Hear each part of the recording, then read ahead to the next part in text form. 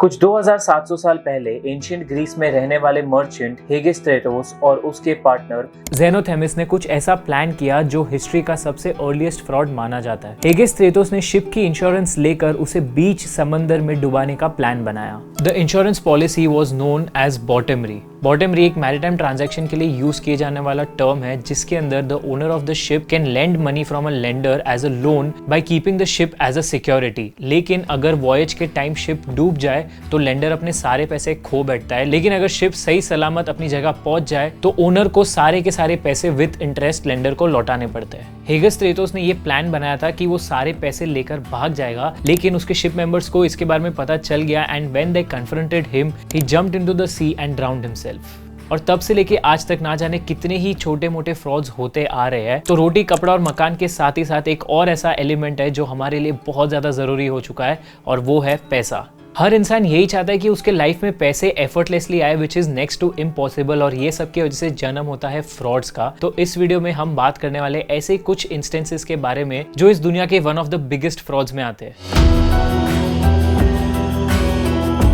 Fixture on Wall Street, Bernie Madoff, 70 years old, arrested by the FBI. Ketan Parekh stock market scam.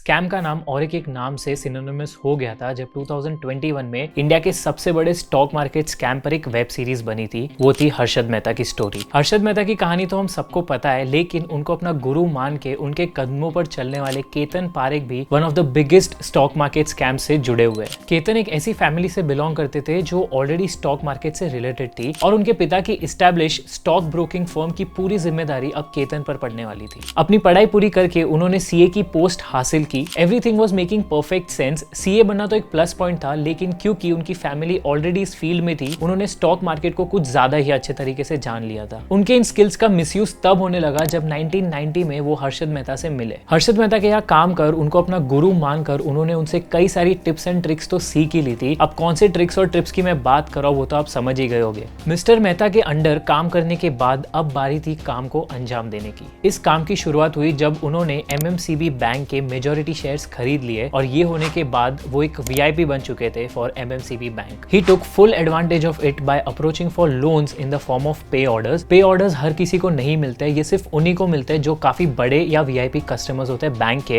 And loan को repay करने की जिम्मेदारी होती है बैंक की। गुजरात के इस बैंक से केतन ने अपनी पेइंग कैपेसिटी से कई ज्यादा अमाउंट के पे ऑर्डर्स पा लिए थे because he used to bribe the authorities. Overall he managed to accumulate 800 crores which he later used in the main scam। 90s और early 2000s में ICE that is information communications and entertainment sectors बहुत ज्यादा boom कर रहे थे और इन्हीं sectors को अपना प्लेग्राउंड बनाकर केतन ने शुरुआत की। ही believed in the power of .com boom at that time. इससे सारे इन्वेस्टर्स को ये लगने लगा कि केतन के सारे प्रेडिक्शंस एकदम सही है। इनफैक्ट केतन के पोर्टफोलियो में 10 स्टॉक्स थे जिनको K10 के नाम से जाना जाता था and he used 2 techniques, circular trading and pump and dump. Circular trading में उन्होंने अपने ट्रेडर्स को आपस में ही एक कंपनी के शेयर्स खरीदने और बेचने के लिए कह दिया। इससे उस शेयर की ट्रेड वॉल्यूम बढ़ गई, attracting those investors who invest on the basis of magnitude of trade. अब जितने ज्यादा ट्रेडर्स एक्टिव रहेंगे उतना ही उस शेयर का प्राइस बढ़ते रहेगा। इससे जब भी केतन वो शेयर्स बेचते उनको सिर्फ और सिर्फ प्रॉफिट मिलता। पंप एंड डंप मेथड में केतन ऐसे ही कई सारे छोटे आईटी कंपनीज के मेजॉरिटी स्टॉक्स खरीद लेते थे जिसकी वजह से उसके शेयर्स बहुत ज्यादा बढ़ते, और जब किसी कंपनी के शेयर्स बहुत ज्यादा बढ़ जाते तब बहुत सारे इन्वेस्टर्स एक साथ उस कंपनी के शेयर्स खरीदना शुरू करते, और जैसे ही उस शेयर के प्राइस बहुत ज्यादा बढ़ जाते केतन उनको डंप कर देते and all he was left with was hefty profit. ये दोनों टेक्निक्स को कैरी आउट करने के लिए वो एमएमसीबी से लिए गए पे ऑर्डर के पैसों को इस्तेमाल कर रहे थे, और इसको स्मूथली कैरी आउट करने के लिए वो कैलकाटा स्टॉक एक्सचेंज को यूज करते हैं because of its lack of strict rules and regulation. ये सब तो वो कर ही रहे थे, लेकिन इसी के साथ साथ उन्होंने इनसाइडर ट्रेडिंग करना भी शुरू कर दिया था by bribing the company officials to influence their stock prices and manipulate the investors. Overall उन्होंने लगभग 40,000 करोड़ का घोटाला किया जिसका खुलासा हुआ जब सेबी और आरबीआई ने इस पे इन्वेस्टिगेट करना शुरू किया। इस स्कैम का खुलासा होने के बाद केतन को अरेस्ट कर लिया गया and all his tricks were out in the open and investors lost almost 2000 crore क्योंकि स्टॉक मार्केट 176 पॉइंट से नीचे आ चुका था। ऐसा कहा जाता है कि 90% लोग इन्वेस्टमेंट्स में अपने पैसे खो बैठते हैं। ऐसा क्यों होता है?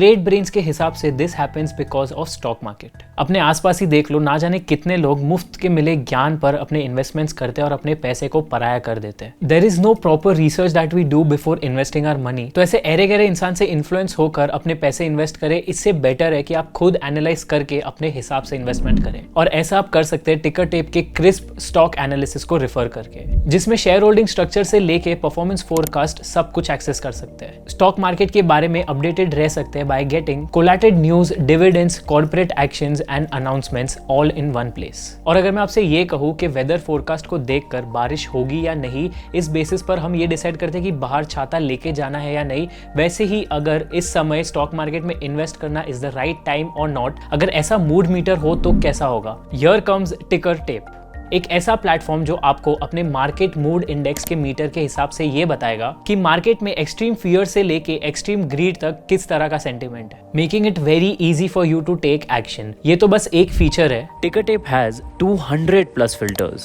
को अप्लाई करके इन्वेस्ट करने के पहले स्क्रीन कर सकते हो। और अगर आपको इन्वेस्टमेंट के आय के बारे में भी नहीं पता है तो आपको टेंशन लेने की बिल्कुल जरूरत नहीं है, बिकॉज टिकर टेप से आप अपने इन्वेस्टमेंट जर्नी को शुरू कर सकते हैं by learning the basics of investing on Tickertape. तो वेट किस बात का करना है, go and download the application, क्योंकि अगर आपको एक स्मार्ट इन्वेस्टर बनना है तो you need to have proper research. Charles Ponzi's Ponzi scheme.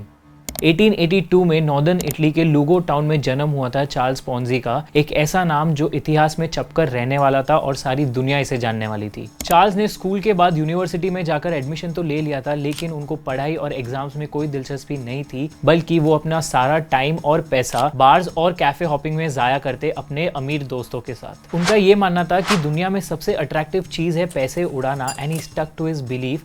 That's why he left his university, but he neither had any money nor did he have any diploma. उसके बाद वो अमेरिका आ पहुंचे, जहां उनके पास सिर्फ $2.5 थे, because he spent the rest of his money gambling on his way to America. वहां पे वो छोटे मोटे जॉब्स करते to meet his daily needs, but he was not able to stay at a place, क्योंकि वो ऑफन अपने customers के साथ चीटिंग किया करते। कुछ समय बाद वो कनाडा शिफ्ट हो गए, जहां पे उन्हें ज़ारोसी बैंक में एक असिस्टेंट टेलर का जॉब मिला। The bank manager was involved in a fraud, और जब वो फ्रॉड एक्सपोज हुआ तब पोंजी को अपनी जॉब छोड़नी पड़ी। उन्होंने अपने नाम पर एक $400 का चेक बनाया, and he forged the signature of the authorities, which landed him in the jail. He went back to Boston after release, and after getting involved in so many types of cons, उनके दिमाग में finally एक ऐसा idea आया that he knew कि ये blow up होने वाला है। पोंजी ने 27 स्कूल स्ट्रीट बॉस्टन में अपना एक ऑफिस एस्टैब्लिश किया, जहां से वो लोगों को बिजनेस आइडिया सेल करते। एक दिन उन्हें स्पेन में भेजे गए बिजनेस आइडिया के बारे में और जानकारी पूछते हुए एक लेटर आया, जिसमें IRC था, the international reply coupon. These coupons allowed the sender to pre-purchase the postage stamps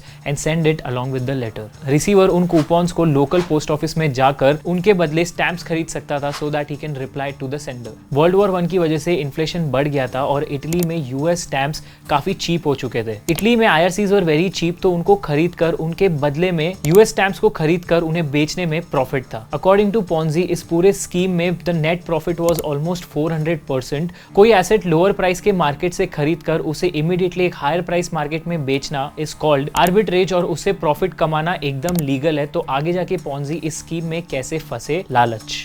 1920 में पोंजी ने सिक्योरिटी एक्सचेंज कंपनी नाम की एक कंपनी शुरू की, and to get more investors and customers he laid out a scheme, जहां पे वो इन्वेस्टर्स को 50% रिटर्न दे रहे थे इन 45 days and 100% return in 90 days. Postage stamp के स्कीम के इनिशियल सक्सेस के वजह से this brought in a lot of new investors without them knowing what went behind it. Ponzi ने अपने इन्वेस्टर्स को कहा कि वो बहुत सारा प्रॉफिट्स कमा रहे हैं, but in reality he was paying his old investors with the help of the money that new investors gave, और ये एक विशेष साइकिल बन चुका था। This business was so successful that at a point Ponzi started earning $250,000 in a day and was living the best of his life. So what went wrong? Ponzi ने अपना downfall खुद ही higher किया था by hiring publicist McMasters. McMasters immediately sensed some sort of fishy thing with his client, इसलिए 1920 में the Boston post के साथ McMasters ने मिलकर पोंजी को एक्सपोज किया। पोंजी के साथ 6 बैंक्स ने भी अपना डूम्सडे देखा और हजारों लोग फाइनेंशियली रुइन हो चुके थे। Investors barely got 30 cents on each dollar they invested. Ponzi died penniless, but he left us for similar frauds in the future.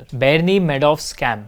इसी पॉन्जी स्कीम से आज तक का सबसे बड़ा फ्रॉड करने वाला वॉल स्ट्रीट का one of the well known personality Bernie Madoff था। वो पढ़ाई में इतने अच्छे नहीं थे, that's why he started working as a teenager. लेकिन जब उन्होंने देखा कि उनके बैंक अकाउंट में उनके दोस्तों से ज्यादा पैसे है, that time he understood that may be he might not be good academically, but वो पैसे बनाने में बहुत ज्यादा होशियार थे। लिटिल डिड एनीवन नो कि बेर्नी का नाम इस दुनिया के सबसे बड़े स्कैम्स में से एक होने वाला था। Bernie was from a middle class family जहाँ उनकी माँ एक हाउसवाइफ थी और उनके फादर एक प्लम्बर थे। बेर्नी ने एग्जाम्स देकर स्टॉक ब्रोकर का लाइसेंस हासिल किया और जो पैसे उन्होंने लाइफ गार्ड की जॉब और लॉन स्प्रिंकल इंस्टॉल करके कमाए थे, वो सारे पैसे उन्होंने एक स्टॉक ब्रोकिंग फर्म को एस्टैब्लिश करने में लगा दिए। 1960s में उन्होंने छोटे मोटे कंपनीज के शेयर्स बेचना शुरू किया और देखते ही देखते उन्होंने अपने भाई और अपने 2 बेटों के साथ मिलकर उनकी कंपनी को सक्सेस की ओर ले जाने लगे। It was just a matter of time and soon enough Bernie's firm was one of the most well known market makers on Wall Street. He was well respected because उनका एक बहुत बड़ा contribution था in the launch of first ever electronic exchange,